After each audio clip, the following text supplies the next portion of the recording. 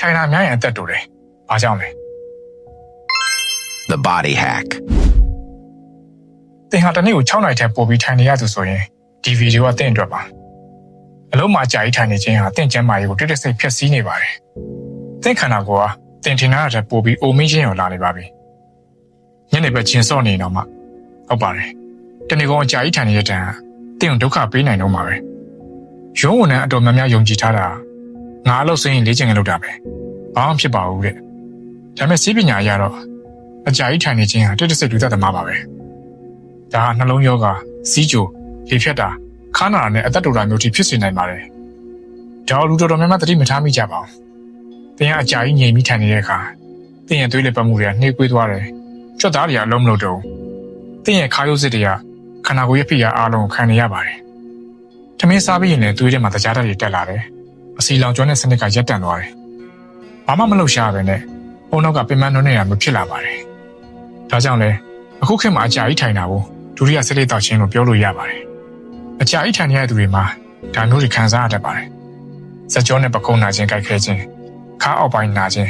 ခြေထောက်တွေထုံခြင်းခြေပွားတွေဖောရောင်ခြင်းမျက်စိညောင်ခြင်းအာရုံစူးစိုက်မှုမရခြင်းဒါတွေဟာသင်ခန္ဓာကိုယ်ကပေးတဲ့အစောပိုင်းသတိပေးချက်တွေပါ။ဒါတွေကိုဖြည့်ရှင်းတဲ့နည်းလမ်းရှိပါတယ်။မိနစ်30သို့မဟုတ်တစ်နာရီပြည့်တိုင်းမှာမတ်တက်ထားရပါ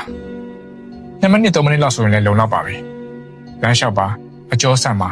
ကိုယ်လက်လှုပ်ရှားမှုလုပ်ပေးပါ။ရုံထဲမှာရင်လုံးနိုင်တဲ့အကျော်ဆန့်ကြီးရှိပါတယ်။ပခုံးကိုနောက်ဘက်ကို10ချိန်လှည့်ပေးပါ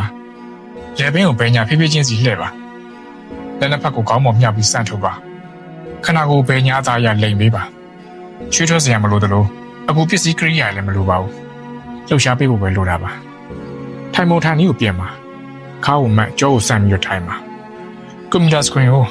မျက်လုံးနဲ့တံတန်းနဲ့ထားပါ။ခြေပေါ်ကိုကျမ်းမြေပေါ်မှာအပြားလိုက်ချတာပါ။လက်ပင်ကိုရှေ့ကိုငေါမထားပါနဲ့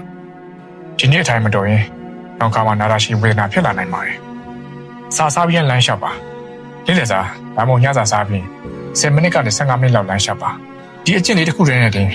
သွေးရင်းစကြားတက်ကိုကျစေတယ်။အစာကြည့်စေတယ်။နှလုံးကိုကာဝယ်ပေးပါတယ်။အထူးသဖြင့်သွေးတိုးနဲ့စီးချိုရှိသူတွေအတွက်အင်မတန်အရေးကြီးပါတယ်။ခြေများများတောက်ပါ။ခြေတောက်တာသွေးလည်းပတ်မှုကောင်းစေတယ်လို့ခါနာတာကိုလည်းသာစေပါတယ်။နောက်ပြီး